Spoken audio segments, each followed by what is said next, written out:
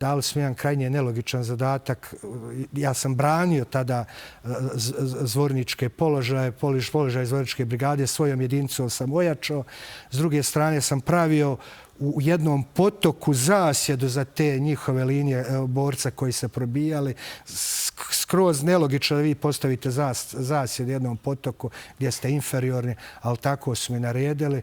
Znači, to je bila gdje oni muslimani napadaju iz fronta, mi se branimo, onda druga ekipa ide s leđa, mi smo okrenuti prema njima. To vam je kao u loncu, kao kotao. To kad se otvori paljba, znači i vatra, to se ne može opisati.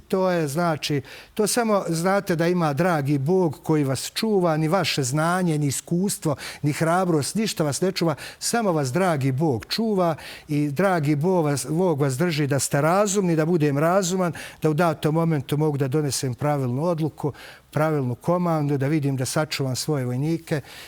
I mene je uvijek krasilo da sam ja uvijek komandovao, to su mi nekad i pretpostavili, starešine su me kritikovale, da sam komandovao iz prve borbene linije, da sam bio sa svojim vojnicima na prvoj liniji.